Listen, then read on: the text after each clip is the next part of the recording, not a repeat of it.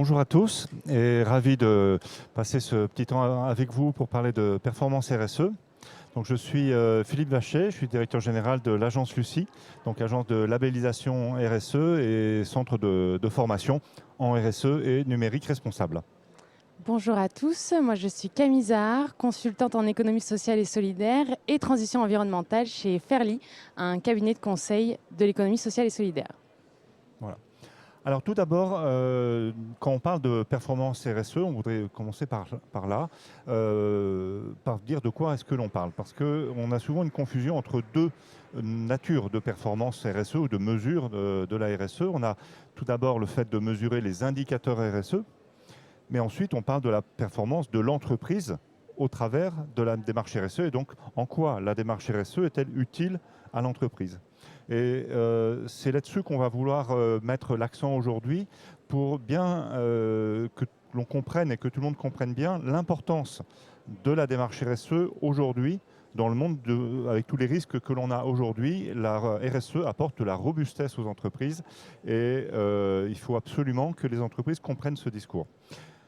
De quoi est-ce que l'on parle ? Concrètement, faire de la RSE, c'est travailler à 360 degrés sur l'entreprise, sur ses enjeux environnementaux, sociaux, sociétaux.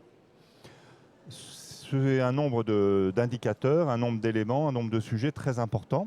On parle quelque part de la matérialité de l'entreprise, c'est-à-dire en quoi les enjeux sont-ils importants pour une entreprise.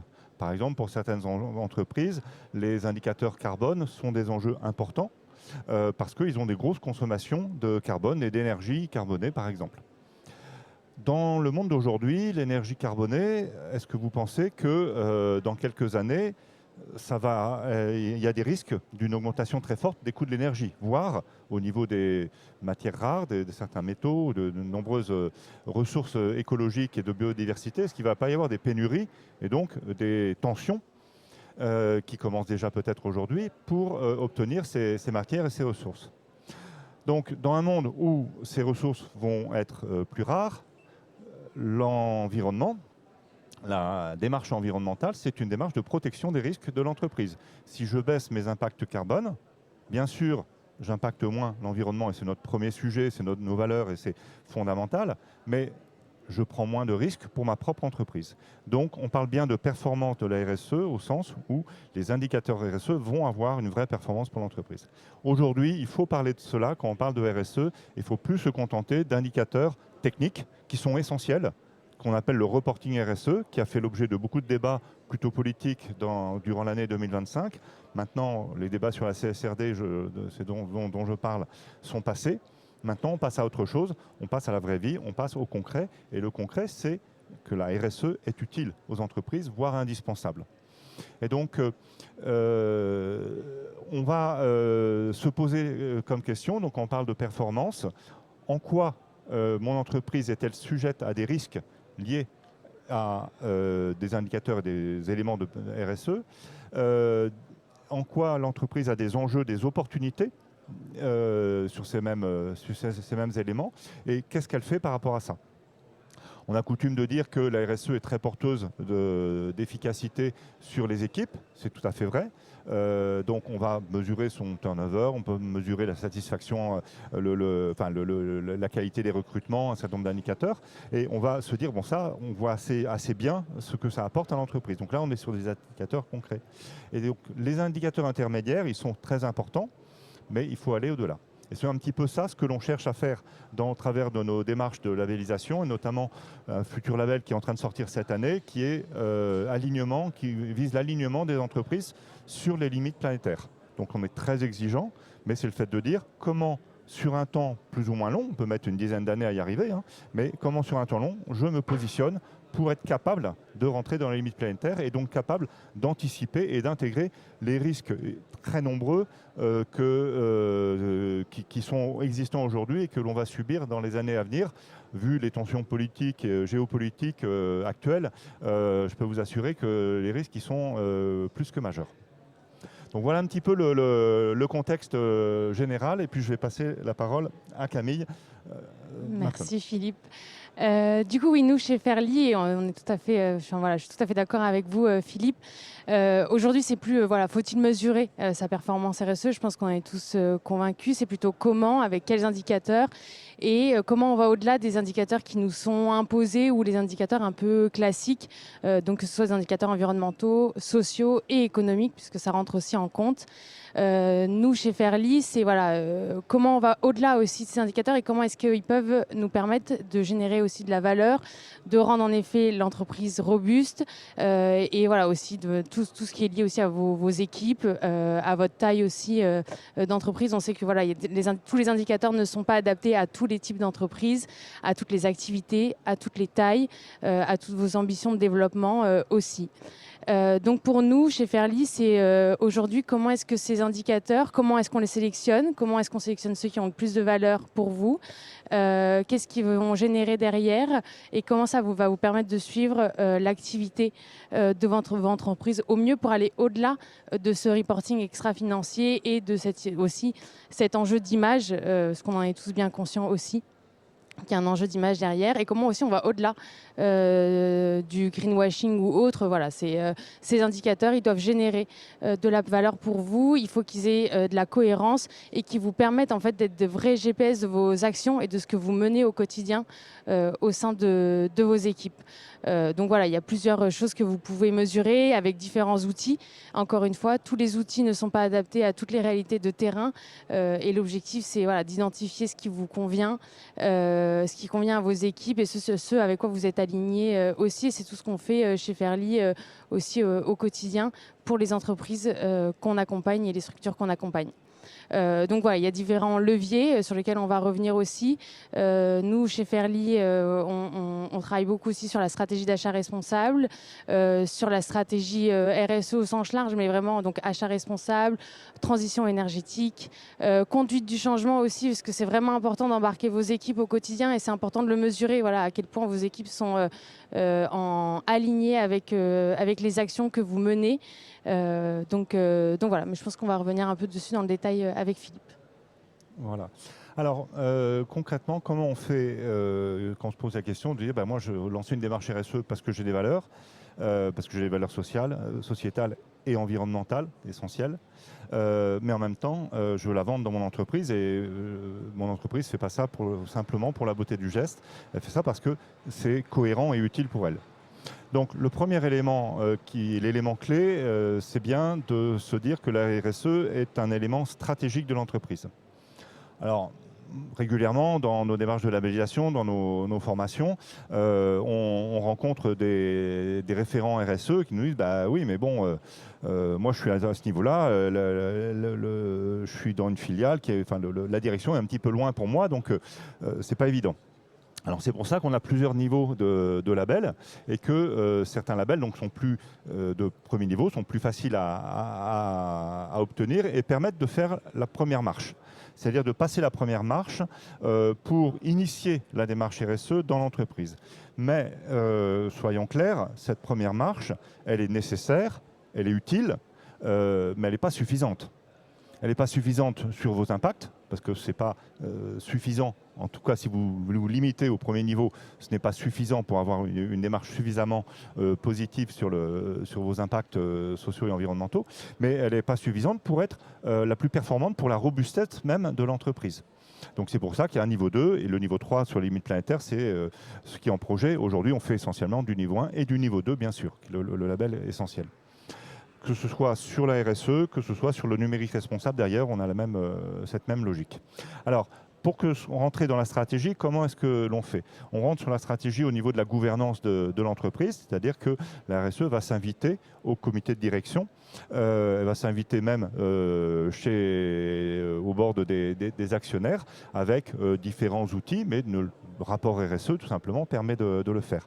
Dans le rapport RSE, on a des éléments dits de performance de la RSE, donc, que j'évoquais tout à l'heure, qui ont leur utilité tout de même, mais ils ont leur utilité parce qu'ils sont choisis par l'entreprise. Nous, on a coutume de dire, parfois on nous dit sur nos labels, oui, mais les indicateurs ne sont pas imposés strictement.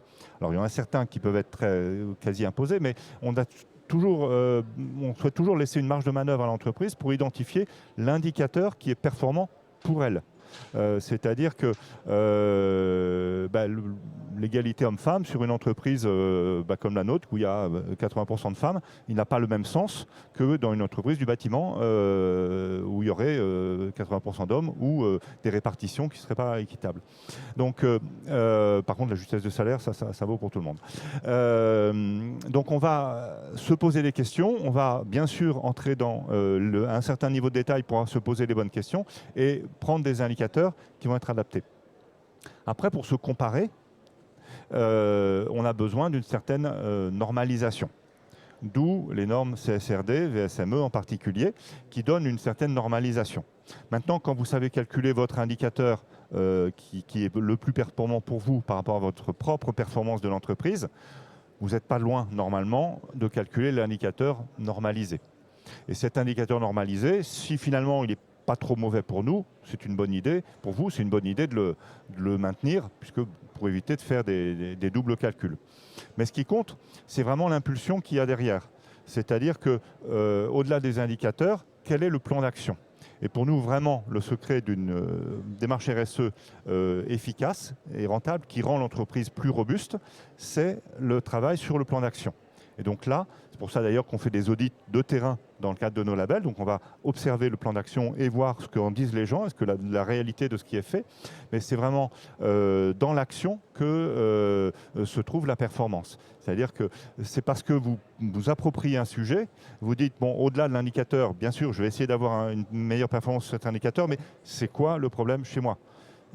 Et qu'est-ce qui fait qu'on a une dépendance, je parlais d'énergie carbonée, qu'est-ce qui fait qu'on a une dépendance à l'énergie carbonée dans mon entreprise?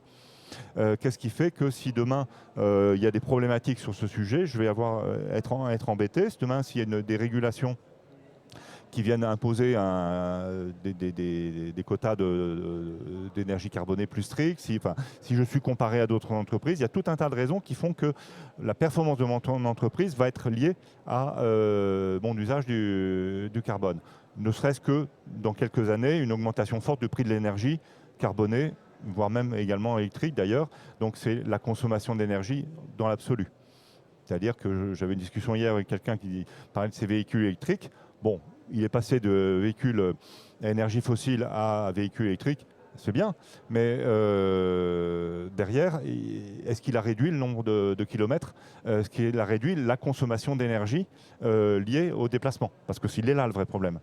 Encore en France, l'énergie, elle vient des centrales nucléaires, elle est pas trop carbonée, mais vous allez en Allemagne, l'énergie électrique, elle est faite dans les centrales à énergie fossile. Hein, donc voilà. Donc c'est utile, c'est bien, pas de problème, mais donnons du sens, allons au-delà. Et quand vous donnez du sens et donc vous intégrez bien le modèle dans la stratégie, là, à ce moment-là, vous avez véritablement des gains importants pour l'entreprise dans son positionnement vis-à-vis de ses clients, dans son positionnement vis-à-vis de ses collaborateurs, dans son positionnement vis-à-vis de ses fournisseurs qui vont jouer le jeu, qui vont vous soutenir parce que vous avez une stratégie qui est proche de la leur. Et donc, c'est ce partage de valeur et ces indicateurs qui permettent de donner la robustesse véritablement de l'entreprise. Sachant que voilà, derrière, on a des limites planétaires. On rigole un peu avec ça aujourd'hui, mais il y a un moment, ça devient extrêmement sérieux et extrêmement problématique d'un point de vue très direct et économique pour les entreprises. Camille. Merci Philippe. Moi, je partage tout à fait votre point de vue. Aujourd'hui, il y a un nombre incalculable d'indicateurs qu'on pourrait mesurer, mais s'il est décorrélé d'un plan d'action concret et robuste derrière, la démarche n'aboutira pas, ou en tout cas les résultats seront pas bons à terme. Moi, j'aimerais revenir un peu sur ce qu'on fait chez Fairly, sur un levier concret, c'est les achats responsables. Alors pour vous représenter peut-être un peu mieux ce qu'on fait au sein de l'agence, nous on accompagne des structures de l'économie sociale et solidaire et on accompagne aussi des structures de l'économie classique, donc des entreprises classiques. Et l'objectif pour nous, c'est de créer des synergies entre elles. Et dans le cadre d'une des offres qu'on a, c'est les achats responsables. C'est comment est-ce que les entreprises classiques peuvent se rapprocher des structures de l'économie sociale et solidaire qui sont sources d'innovation sociale et environnementale et qui ont des choses à s'apporter l'une et l'autre. Et pourquoi je parle de ça? Et bien, tout simplement parce que dans le cadre de cette mission, on a eu alors, les achats responsables. Pardon. Pourquoi est-ce que c'est intéressant d'en parler aujourd'hui? Ça coche les 3 types d'indicateurs que vous allez mesurer dans une démarche RSE, environnementaux, selon décarboner vos achats, sociaux avec le respect des droits humains selon les fournisseurs aussi avec qui vous travaillez, et économique, réduire les risques liés aux approvisionnements. C'est pour ça qu'on en parle aujourd'hui. Et dans le cadre d'une des missions qu'on a menées l'année dernière. On a été missionné pour accompagner une entreprise de la région francilienne dans sa stratégie d'achat responsable, à se rapprocher davantage avec les structures de l'économie sociale et solidaire. Mais la première chose qu'on a pu observer, en fait, c'était que les indicateurs qui avaient été définis pour mesurer cette stratégie n'étaient pas les bons. Parce que il y avait l'ambition de mener une stratégie à terme, mais les indicateurs sélectionnés n'étaient pas cohérents avec ce qu'ils voulaient vraiment mesurer. Donc finalement, ça avait il y avait pas de, c'était pas logique pour eux de mesurer ça. Donc ils voulaient augmenter leur volume d'achat auprès des structures de l'ESS, et en fait, ce qu'ils mesuraient, c'était le volume d'achat auprès de producteurs français. Donc là, voilà. Donc, en fait, c'est pour ça que j'en reparle aujourd'hui, c'est que le choix des indicateurs dans la démarche RSE, c'est très important, et c'est ça qui va vraiment qui va vous permettre de mesurer ça de la meilleure manière possible. Et donc, du coup, on a accompagné cette entreprise à mieux définir les indicateurs mesurés, à les choisir en cohérence avec aussi leur ambition de développement, avec ce qui avait vraiment de la valeur ajoutée pour eux. Donc, pour eux, c'était de sélectionner des structures de l'économie sociale et solidaire pour que ça rentre dans leur... les identifier comme fournisseurs. Et donc, on les a accompagnés à ça, on les a accompagnés au sourcing, on les a accompagnés à la mise en relation qualifiée. Et c'est là où ça se recoupe avec toute cette ambition de votre plan d'action, et vous accompagner aussi dans la définition de votre plan d'action, et c'est ça qui est essentiel. C'est toutes ces étapes-là qui vont mener ensuite à une mesure cohérente, et là où vous allez pouvoir aussi voir où est-ce que vous avez encore des leviers d'action, où est-ce que vous avez encore des améliorations à faire, ou au contraire où est-ce que vous êtes bien situé par rapport à ce que vous souhaitez mesurer.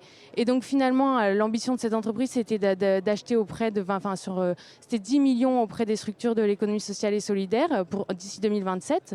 Quand on a commencé cette mission, ils affichaient déjà 90% de fournisseurs ESS. On a redéfini les indicateurs, en fait c'était que 2%, et là, à partir de là, on sait ce qu'on calcule, on sait où on veut aller, et on sait et comment on va y aller, parce qu'on a défini le plan d'action cohérent avec les indicateurs qui fonctionnent pour cette entreprise et pour la stratégie d'achat responsable qu'elle avait définie et qu'elle voulait mener. Je rebondis justement là-dessus, sur la notion de progrès.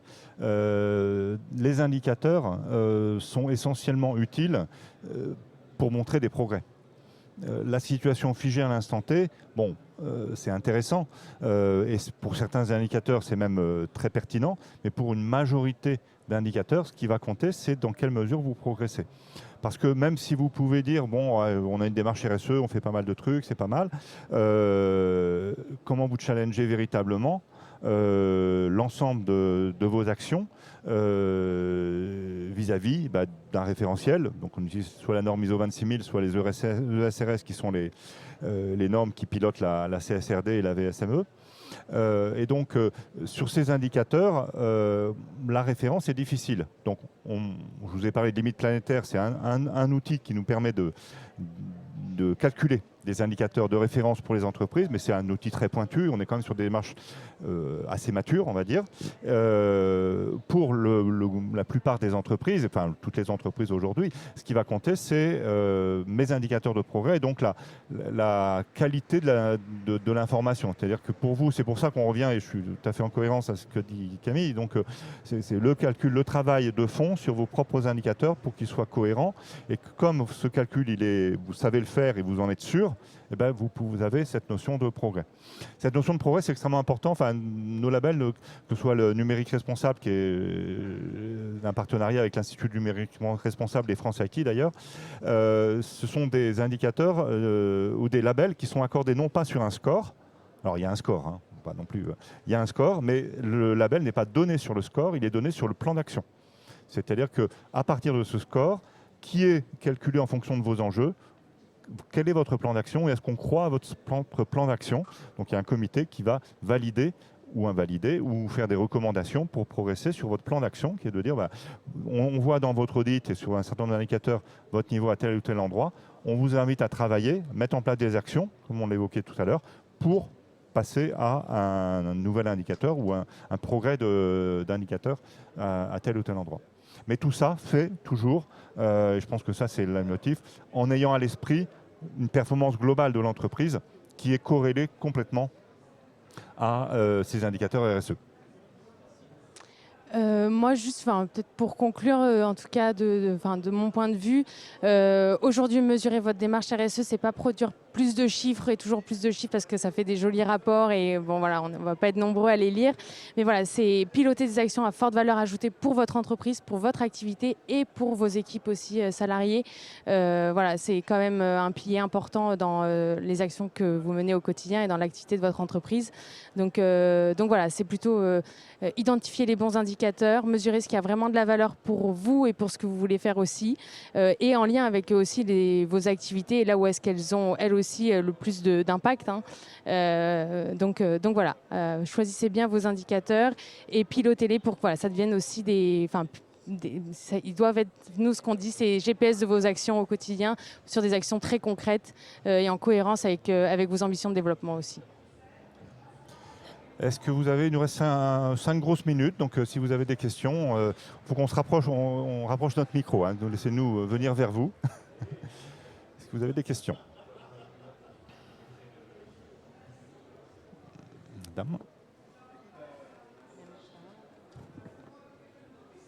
Bonjour, Marion Scheinfercock. Mon entreprise, c'est Ta Place sur la Planète. Je fais plutôt de la sensibilisation autour de l'écologie et je me demandais par rapport à vous avez peut-être parlé, mais par rapport aux différentes tailles des entreprises que vous accompagnez, est-ce qu'il y a différentes formules, différents accompagnements et notamment, par exemple, pour les solo-entrepreneurs comme moi, voilà, quel est l'accompagnement et au niveau du coût, éventuellement, s'il y en a un. Alors, on pose la question de type d'accompagnement en fonction des tailles d'entreprise. Oui. Voilà. Alors, nous, à notre niveau, donc, c'est vrai qu'une démarche de labellisation, c'est plutôt une démarche qui nécessite un minimum de structure d'entreprise, mais concrètement, on a des entreprises de une personne, 0 salarié, qui sont labellisées. Ce n'est pas le plus gros. La majorité, cependant, c'est quand même énormément d'entreprises d'une vingtaine de salariés, entre 20 et 50. Et puis, on a jusqu'à des ETI et des grands groupes ou des filiales de grands groupes qui ont des entreprises de plusieurs milliers de personnes qui peuvent se labelliser. Il y a le coût par salarié est bien sûr moins élevé quand on est 1000 que quand on est 5. Hein, ça, voilà.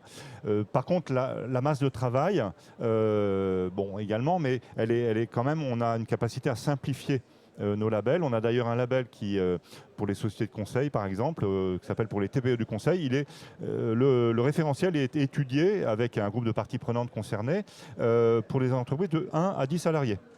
Et au-delà, il est plus adapté. C'est-à-dire qu'on a simplifié, mais du coup, on ne pose pas certaines questions qui vont se poser plus loin. Donc, et la méthodologie de nos labels nous autorise de toute façon à simplifier certains indicateurs.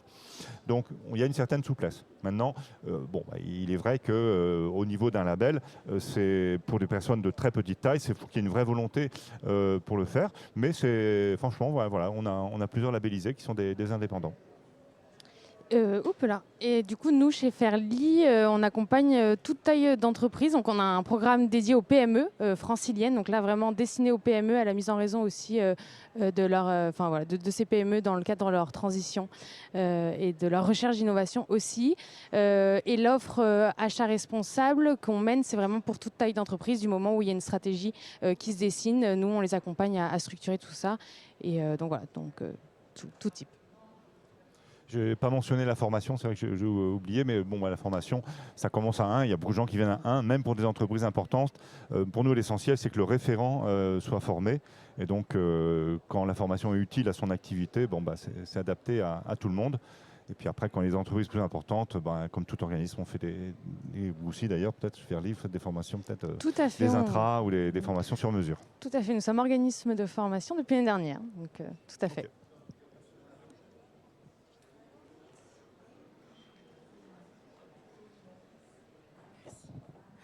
Bonjour, je suis Lala Gaye, alternante au sein de GERB. Et j'avais une question, je voulais savoir, une fois que on a mis en place une stratégie RSE qui est performante, qui marche bien, comment engager les différents collaborateurs justement à ces actions? Une fois qu'on a mis en place une stratégie RSE qui fonctionne bien, comment est-ce qu'on engage les collaborateurs pour que ça fonctionne? C'est une vaste question. Moi, je considère que c'est un peu aussi le nerf de la guerre, c'est-à-dire qu'on a beau mettre en place une stratégie, si les équipes derrière sont pas convaincues aussi de ce qu'on mène, ça va pas fonctionner. Nous, on intervient beaucoup au sein des entreprises pour sensibiliser à la démarche. Tout repose sur la pédagogie. Donc voilà, c'est aussi leur faire comprendre quel est leur intérêt là-dedans. Souvent aussi, c'est un enjeu pour les entreprises d'être plus engagés parce que c'est une volonté de leurs collaborateurs aussi de s'y retrouver dans leur métier. Donc voilà, souvent il y en a qui sont déjà convaincus et sinon c'est beaucoup de pédagogie et voilà, montrer quel va être le retour sur investissement entre guillemets, mais voilà, qu'est-ce que ça va... Forcément, ça va changer des choses dans leur quotidien, mais la finalité derrière le mérite, donc beaucoup de pédagogie en interne, donc voilà, des interventions et beaucoup, ça passe aussi beaucoup par la communication, je pense aussi. Philippe, je voulais peut-être répondre si vous avez un... Oui, voilà, simplement compléter, mais l'adhésion des collaborateurs, ça fait vraiment partie des fondamentaux de la démarche RSE avec le dialogue partie prenante. Et j'ai envie de vous dire, vous n'aurez pas défini une stratégie RSE sans avoir déjà impliqué vos collaborateurs. C'est-à-dire que le fait d'y aller, ça, d'accord, c'est un fait de la direction. On vous dit, OK, on va avancer. Mais généralement, quand la direction dit on y va, bien souvent, il y a déjà eu un certain nombre d'échanges en interne. Et le point de départ, c'est bien le dialogue et la sensibilisation des collaborateurs. Et en fonction de ça, c'est comme ça que vous allez remonter vos enjeux principaux. Et donc, derrière votre plan d'action, vous allez le monter avec vos collaborateurs. Et sur le label, c'est très visible. C'est-à-dire que des structures où vous avez un dirigeant extrêmement leader qui monte un peu tout seul et qui obtient le label à peu près, mais qui n'a pas trop impliqué ses collaborateurs, 2 ou 4 ans après, selon le type de label, au niveau du renouvellement, il se casse sa figure. Ou alors il y a eu un moment, de grand moment de solitude où il a repris la démarche et est reparti. Mais si ce n'est pas vécu de l'intérieur par les collaborateurs, ça ne marche pas.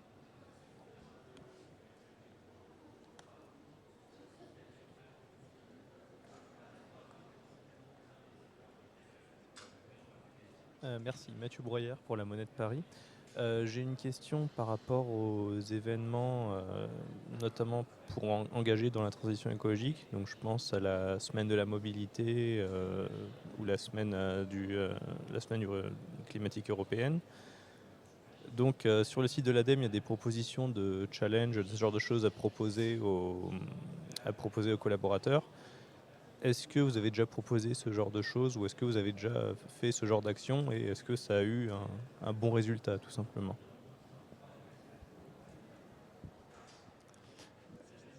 Oui.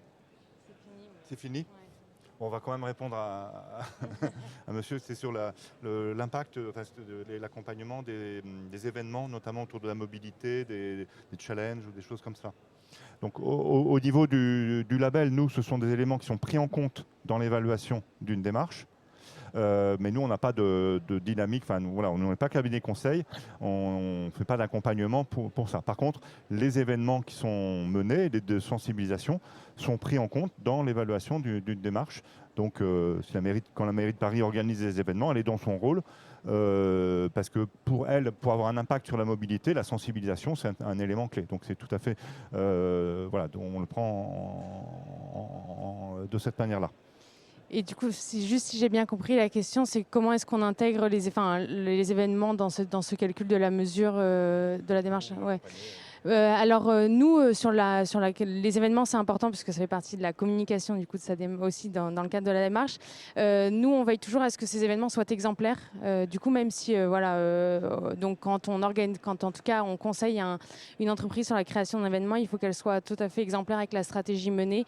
Donc quand on mène par exemple des événements en lien avec l'économie sociale et solidaire, on va faire en sorte que l'entièreté des fournisseurs ou des prestataires liés à cet événement soient issus de l'économie sociale et solidaire. et aussi que cet événement aussi ait le moins d'impact possible sur l'environnement. Enfin, voilà. Donc pour nous, il est important que les événements soient exemplaires et ça, c'est ce qu'on communique aussi auprès du client. Voilà. Eh bien, merci beaucoup pour Merci votre attention. beaucoup.